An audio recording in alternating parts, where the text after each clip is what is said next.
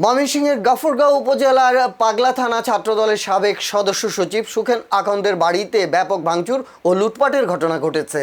মঙ্গলবার 2 জুন সন্ধ্যার আগে হামলার ঘটনা ঘটে। ছাত্রদল নেতা সুখেন আকন্দের দাবি, গত 30 মে স্থানীয় এমপি আখতারুজ্জামান বাচ্চু শহীদ প্রেসিডেন্ট জিয়াউর রহমানের শাহাদাত বার্ষিকীর কোনো অনুষ্ঠান বা মিলাদ মাহফিলের আয়োজন করেনি।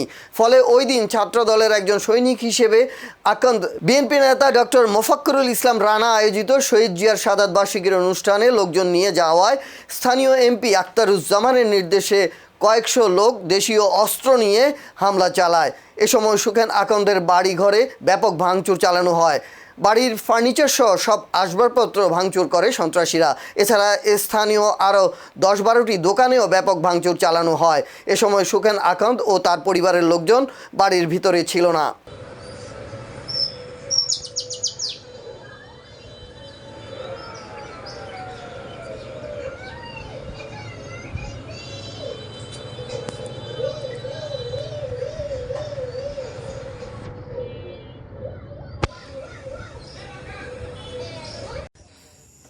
বিসমিল্লাহির রহমানির রহিম।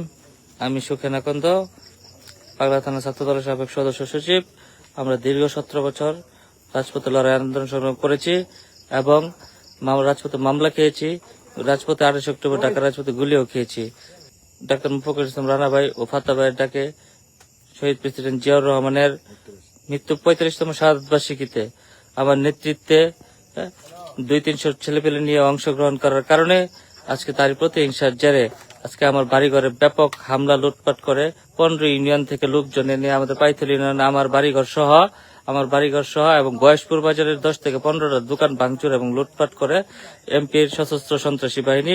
তারই চিত্র এখন আপনারা দেখেন যে তারা কতটুক নির্মমভাবে আমার বাড়িতে একটি পানি খাওয়ার টাঙ্কি, যে পানি খায়, যে মানুষ অজু করবে পানি খাবে, তার সবকিছু কেটে ফেলেছে এবং সবকিছু তারা একবারে তছনছ করে ফেলেছে এবং সব একবারে বিধ্বংস করছে এবং বিধ্বংসের চরম লুটপাট করছে। হ্যাঁ, সবকিছু সব নির্মম ভাবে করছে। এমপি সাহেবের সশস্ত্র বাহিনী তারা শতাধিক 200-500 ক্যাডার সশস্ত্র ক্যাডার এবং রান্না করার জন্য কোনো পাতিলও রাখে নাই। সবকিছু আমাদের এই যে সবকিছু এই যে সব যা আছে সবকিছু সব ভেঙে চুরমার করে দিচ্ছে।